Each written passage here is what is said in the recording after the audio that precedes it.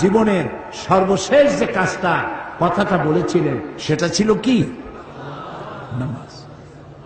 ইন্তেকালের 5 দিন আগে প্রচন্ড জ্বর হলো, মাথায় যন্ত্রণা হলো, বারবার বেহুশ হয়ে পড়েন।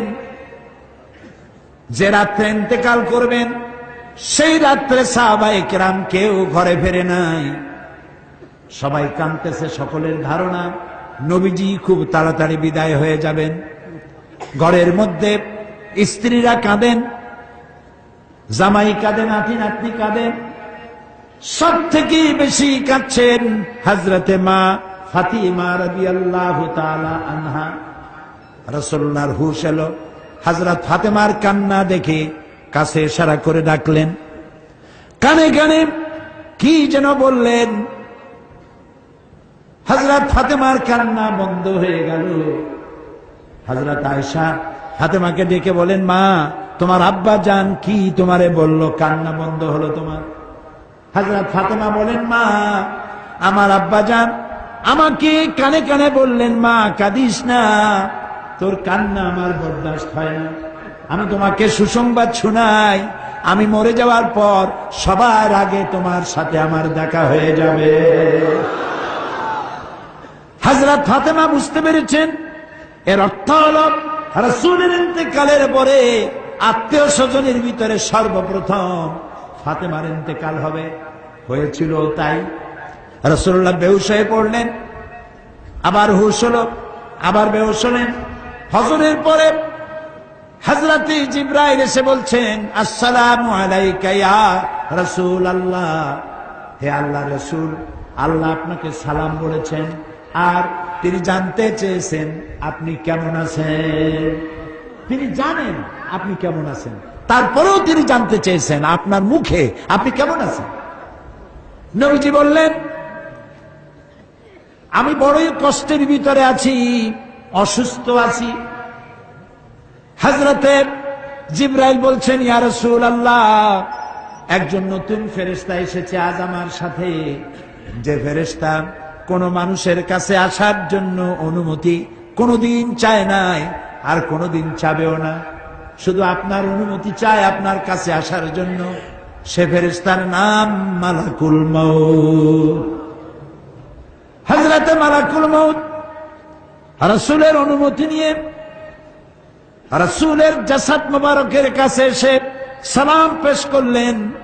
বললেন, ইয়া রাসূলুল্লাহ, আদম আলাইহিস সালাম থেকে নিয়ে শুরু করে এই পর্যন্ত আমি যত মানুষের জান কবজ করেছি আর কিয়ামত পর্যন্ত যত মানুষের জান কবজ করব, কারো কাছে অনুমতি চাই নাই, অনুমতি চাওয়াও আমার লাগবে না। কিন্তু আজকে আসার সময় আল্লাহ রাব্বুল আলামিন আমাকে বলেছেন আমি যেন আপনার অনুমতি চাই। রাসূলুল্লাহ বললেন, মালাকুল মউত, আমি যদি তোমাকে অনুমতি না দেই? হযরতে মালাকুল মউত বলেন, ইয়া রাসূলুল্লাহ, আল্লাহ তাআলা বলেছেন অনুমতি যদি না পাও ফিরে এসো। আল্লাহু আকবার, আল্লাহু আকবার। হযরতে জিবরাইল বলেন, ইয়া রাসূলুল্লাহ, আল্লাহ রাব্বুল আলামিন আপনার সঙ্গে দিদারের ইন্তজার করতেছেন। নবী বললেন, মালাকুল মউত, তুমি তোমার কাজ শুরু করতে পারো।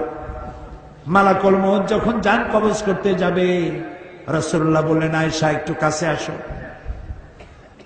ওই যে সোনা ছিল কয়েক টুকরা, সোনাগুলোর খবর কি? 6 টুকরা, ছোট্ট ছোট্ট 6টা টুকরা সোনা ছিল, সোনাগুলো কই?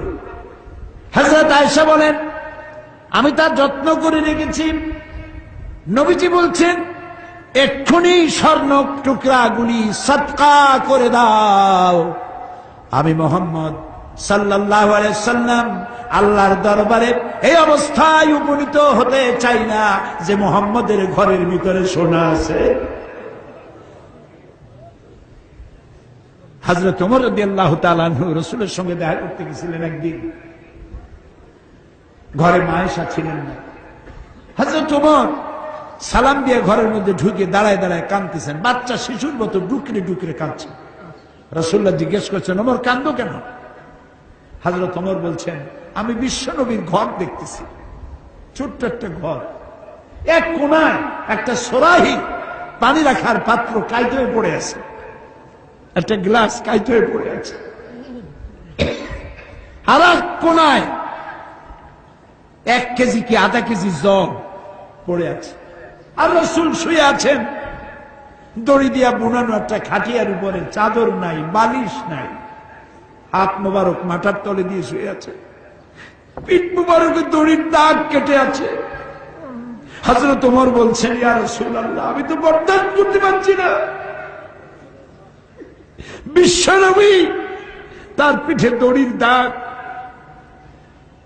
পানির পাত্র কাইট হয়ে পড়ে আছে, খাট নাই, বালিশ নাই, আপনি আমাকে অনুমতি দেন, আমি আপনার জন্য একটা তোষক বানাই নিয়ে আসি।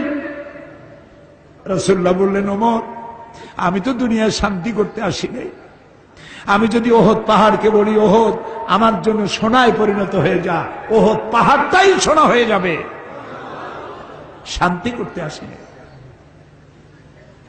নবীজি বললেন, আয়েশারে সোনাগুলি বিতরণ করে দাও, সাদকা করে দাও।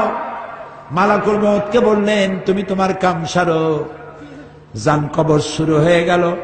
নবীজি জীবনের শেষ কথা মুখ থেকে উচ্চারিত হলো, আসসালাত আসসালাত ওয়া মা মালাকাত আইমানুকুম, ও আমার উম্মতেরা, নামাজ নামাজ।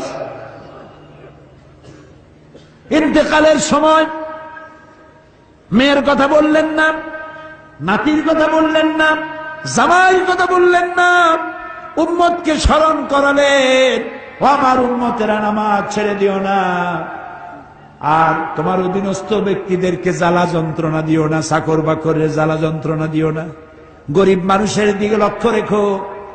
আর আমি চিরজনমের মতো তোমাদের থেকে বিদায় নিয়ে গেলাম, নামাজ ছেড়ে দিও না। কিয়ামতের দিন ওই রাসূল যদি আমাদেরকে উম্মত বলে পরিচয় না দেন, জান্নাতে যাওয়ার উপায় নাই।